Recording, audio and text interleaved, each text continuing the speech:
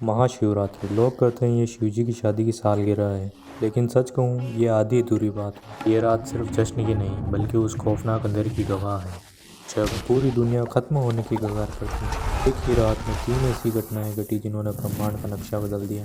जरा सोचिए, एक तरफ शादी की शहनाई थी और दूसरी तरफ मौत का जहर, और तीसरी तरफ एक ऐसी आंख थी जो ब्रह्मा और विष्णु का घमंड चकनाचूर कर रही। अगर आप ये वीडियो 15 फरवरी से पहले देख रहे हैं तो सावधान हो जाइए। आज हम शिवलिंग के प्रकट होने की वो कहानी सुनेंगे जिसे सुनकर आपके रोंगटे खड़े हो जाएंगे। एक बार ब्रह्मा जी और विष्णु जी में युद्ध छिड़ गया।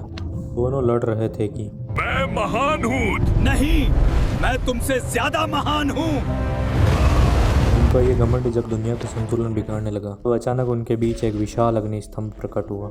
वह आग का एक ऐसा खंभा था जिसका न कोई शुरुआत था न कोई अंत। इस स्तंभ से एक भारी आवाज आई, जो मेरे आखिरी सिरे को खोज लेगा वही महान होगा। ब्रह्मा जी हंस बनकर ऊपर गए और विष्णु जी वराह बनकर नीचे। हजारों साल बीत गए, विष्णु जी को अंत नहीं मिला। उन्होंने अपनी हार मान ली, लेकिन ब्रह्मा जी ने आकर झूठ बोला कि उनको अंत मिल गया है। और उसी पल उस आंख से काल भैरव प्रकट हुए और सजा के तौर पर उन्होंने ब्रह्मा जी का वो सर काट दिया जिनसे उन्होंने झूठ बोला। उनका अहंकार टूट गया क्योंकि शिव जी आंख के रूप में आए थे। वो बहुत गर्म थे। तब देवता ने उन्हें शांत करने के लिए उन पर दूध और जल चढ़ाया। यही वह पहला दिन था जब शिवलिंग पर रुद्राभिषेक की शुरुआत हुई। लेकिन कहानी यही खत्म नहीं होती। एक बार देवता जब श्रीहीन यानी कमजोर हो गए थे तो अपनी शक्ति वापस पाने के लिए समुद्र मंथन हुआ। सबको उम्मीद थी अमृत की, लेकिन निकला क्या? हल विष। पूरी दुनिया जलने लगी। तब फिर वही भोलेनाथ आ गया। संसार को बचाने के लिए उन्होंने उस उबलते हुए जहर को पी लिया और अपने कंठ में रोक लिया। जहर की गर्मी से शिवजी का शरीर तपने लगा। जलन को शांत करने के लिए सभी देवताओं ने उन पर पूरी रात गंगा जल, दूध और बेलपत्र चढ़ाया।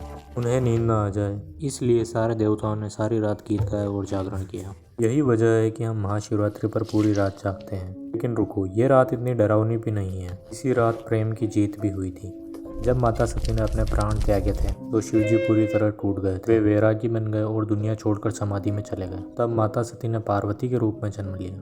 उन्होंने हजारों साल तक कठिन तपस्या की सिर्फ अपने शिव को वापस पाने के लिए। आखिरकार भोलेनाथ पिघले और इसी शिवरात्रि के दिन वो वैरागी फिर से दूल्हा बना और शिव शक्ति का मिलन हुआ। 15 फरवरी जब आप शिवलिंग पर लोटा भर जल चढ़ाएं तो याद रखिएगा आप उस आग को शांत कर रहे हैं और उस जहर के दर्द को कम कर रहे हैं। तो कमेंट में जरूर लिखें हर हर महादेव।